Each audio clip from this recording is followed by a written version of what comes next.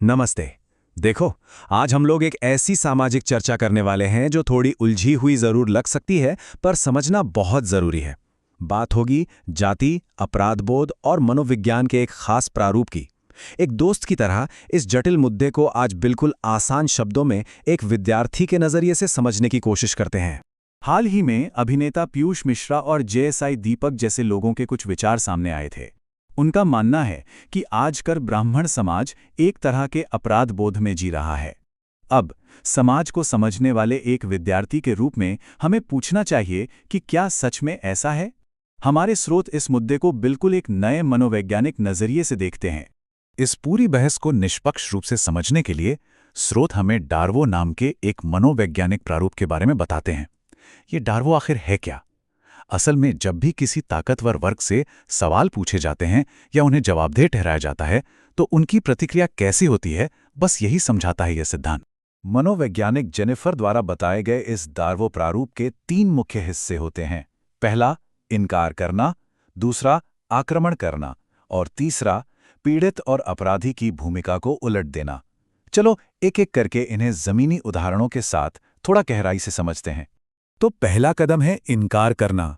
स्रोत बताते हैं कि जब जातिवाद की बात उठती है तो पहली प्रतिक्रिया यही होती है कि इसे पूरी तरह नकार दिया जाए। ऐसा कहा जाता है कि जातिवाद तो एक भ्रम है, या इसका पूरा दोष बाहरी लोगों पर डाल दिया जाता है, जैसे कि ब्रिटिश या मुगल्स पर। यह एक मनोवैज्ञानिक बचाव है, मतलब समस्या के अस्तित्व से ही साफ मुकर जाना। लेकिन इस इनकार के खिलाफ स्रोत हमें जमीनी हकीकत दिखाते हैं। जरा रोजमर्रा की जिंदगी के बारे में सोचिए। अगर जातिवाद नहीं है तो आज भी गांव में मंदिर अलग क्यों हैं? अलग बस्तियां क्यों बनी हुई हैं?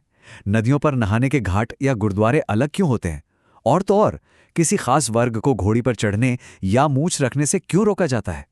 ये भौतिक दूरियां सोचने पर मजबूर करती हैं कि भेदभाव आज भी जमीन पर कितना मौजूद है।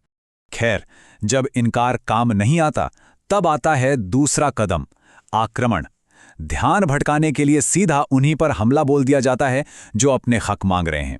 स्रोत के मुताबिक कहा जाता है कि समस्या की जड़ आरक्षण है, या लोग खुद को जानबूझकर बेचारा दिखा रहे हैं। देखा जाए तो असल मुद्दे से ध्यान हटाकर हक मांगने वालों को ही दोषी ठहरा दिया जाता है। और आखिर में आता है तीसरा और सबसे जटिल कदम, जहां पीड़ित और अपराधी दोनों की भूमिका पूरी तरह उलट दी जाती है। जो असल में भेदभाव करता है वो खुद को ही बेचारा बताने लगता है, शोषित को भुला दिया जाता है। और यहीं पर वो शुरुआती बात वापस आती है कि भ्रम में अपराध बोध में जी रहे हैं। स्रोत के अनुसार ताकतवर वर्ग का खुद को पीड़ित बताना इसी मनोवैज्ञानिक उलटफेर का एक बड़ा हिस्सा है।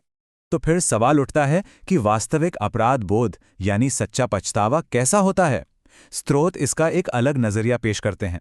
वो बताते हैं कि अगर सच में अपराध बोध होता तो आधी समस्याएं तो वैसे ही खत्म हो जाती, क्योंकि जिनके अंदर सच में पछतावा होता है वो पीड़ित होने का दिखावा नहीं करते, बल्कि वो सक्रिय रूप से हाशिए पर रहने वाले लोगों के साथ मिलकर जातिवाद के खिलाफ काम करते हैं।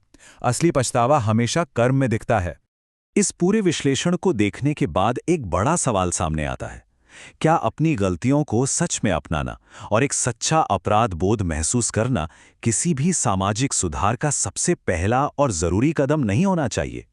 ध्यान रखिए, हम यहाँ किसी की तरफदारी नहीं कर रहे हैं। ये बस एक कोशिश थी सामाजिक सच्चाई को मनोविज्ञान की नज़र से समझने की।